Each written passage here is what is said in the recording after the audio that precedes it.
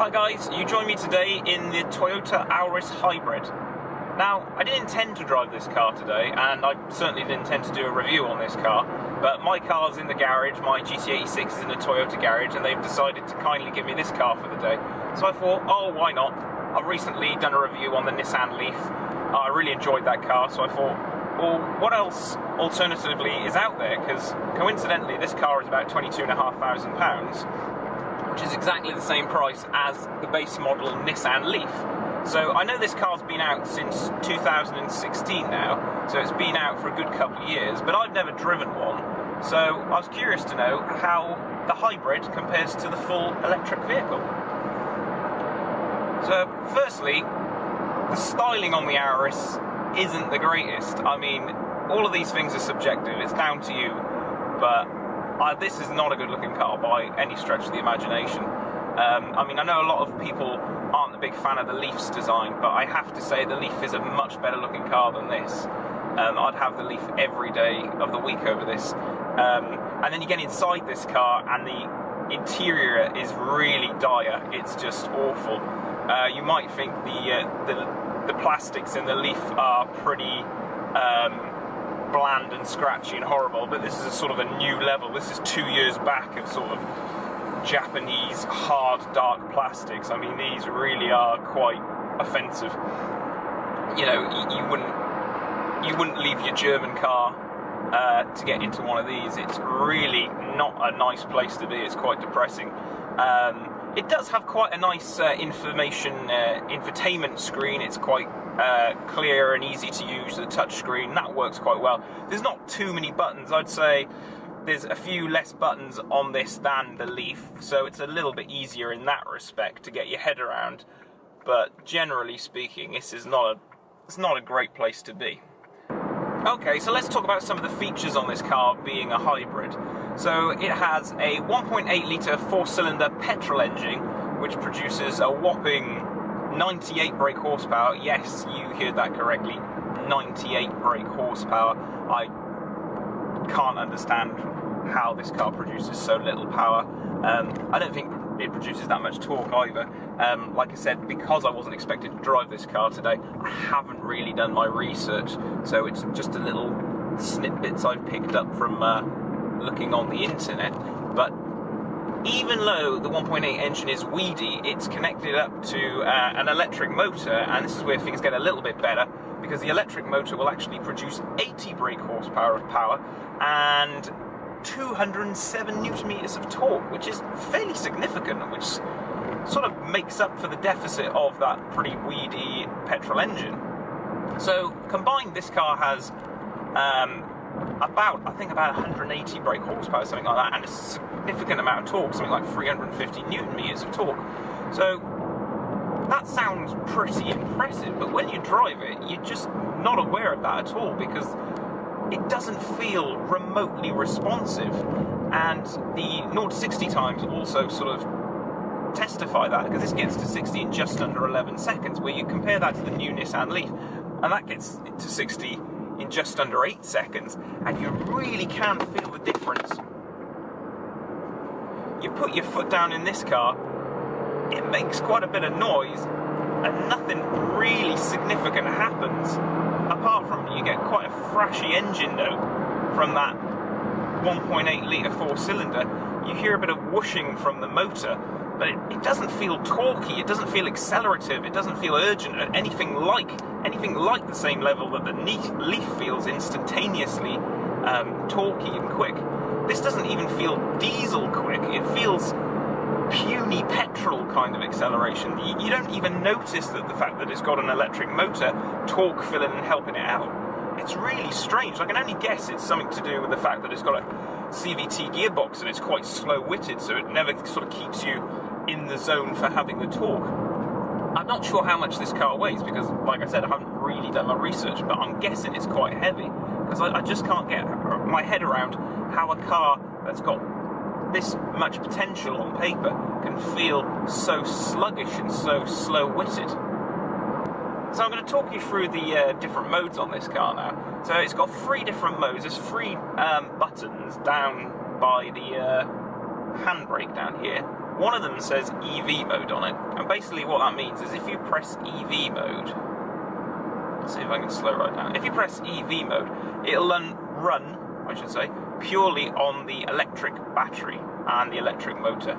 So you'll get 80 brake horsepower and that 207 Newton meters of torque, and you can run on that, but you can only run on that or in that mode when the battery is significantly charged and if you are below 30 miles an hour.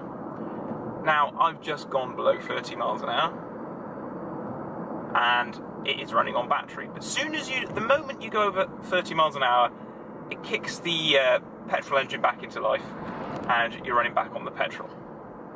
So the fully electric mode works okay if you're just zipping around town, but like I said before, it only really works if the batteries have been fully recharged from the petrol engine, so it won't always let you go into that mode. You've had to make sure you've been driving around for quite a while.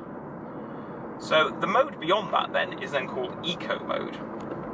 So Eco mode then allows you to use both the electric motor and the petrol engine, and it's got a fairly aggressive sort of regen system to help harvest the energy back from your deceleration, reversing the electric motor to try and make the most of the electrical energy, and thus using the electrical motor as a sort of a torque filler for when the engine is struggling for torque, which seems to be pretty much all the time. The electric motor's there to sort of fill in the gaps, and that makes it more fuel efficient because you're getting less out of the engine. So the third mode that we got on this car is a button that's called Power mode, which sounds really exciting. In this mode, you get less regen happening all the time. So the motor's not dragging and slowing you down quite as often, but therefore it's not recharging the battery so much. So in power mode, essentially, you've got the most performance orientated combination whereby the motor is giving you everything. It's not impeding you at all. It's giving you all power and torque, and obviously the petrol engine, it's doing its thing and it's working as hard as it can. But I'll be honest, even in power mode, it's not particularly impressive. It's not a quick car, this. I mean, there's nothing urgent going on. I mean, realistically, this car would not see which way a Nissan Leaf would go, you know. It would just, the Nissan Leaf would leave this car for dead in pretty much any performance type situation where you needed a bit of performance. And the Leaf is just so much more relaxing to drive than this car. The engine is pretty loud in here, and the electric motor's pretty loud. It doesn't feel like a sophisticated car by any stretch of the imagination. There's a lot more interior noise in here as well. There's a lot more wind and tyre roar than you get in the Nissan Leaf. It's just nowhere near as a relaxing place to be as the Leaf, which is a real shame considering this car is the same price as the Nissan Leaf. So what about fuel economy? Well, I'm told in the best case scenario, where you're using the battery to its maximum and you're harvesting energy from the regen facility on this car, you can get a sort of crazy maximum range of something like 70 miles per gallon. But I think you'd have to be just driving like a nun to achieve that kind of figure. They reckon more realistically in the real world you're probably more likely to get sort of mid to high 40s, maybe low 50s to the gallon if you're driving very, very sensibly, which isn't great by any stretch of the imagination, because quite frankly it doesn't have the performance or the fuel saving benefits of a diesel car, for example. I know diesels are the devil now and we're trying to move on from diesels, but this is not a good alternative to a diesel, or even a really good sort of fuel efficient turbocharged petrol car. I would imagine would be probably as fuel efficient as this car, and you'd get better performance. It doesn't really stack up for me. I don't think this car makes a lot of sense as a hybrid. I mean, I admire the fact that Toyota have gone this direction, because I really do think that hybrids and electric vehicles are the way we need to be going, but this doesn't really work that well as a hybrid. It isn't great. Sorry, Toyota. Okay, so what's the practicality of the Auris Hybrid like? Well, it's fairly practical. It's a roomy car. There's plenty of boot space. It's got a massive boot, and the rear seats do fold down, and they do give you more space when they fold down than the Nissan Leaf. So it does seem to have more space in it than the Leaf. I jumped in the back a little earlier on. It seemed to have about similar levels of headroom to the Leaf and legroom. There wasn't any massive differences, but I would say the boot is probably a little bit more generous on this, especially with the seats folded down. But I really don't think that the gains are that much over the Leaf. What's it like to drive? Trying to find something good to say. It's pretty dull to drive. There's nothing remotely interesting from the driver's perspective. The steering is very light and precise, but has absolutely no feel. I mean, it's easy to drive, don't get me wrong. It's an absolute doddle to drive this car. There's nothing complicated about it. But it's very soft, it's very comfortable, it rolls around, but it's not dynamic. It's not an athlete at all. It really is just, it's just meh. The whole car is just meh. What is good about this car? Let me think. What's good? It comes with a 5-year warranty. That's a good thing. You wouldn't really want to keep this car for 5 years, but if something went wrong in 5 years, then at least you'd be covered. No, not at all. No. Don't buy this car. This is not a good car.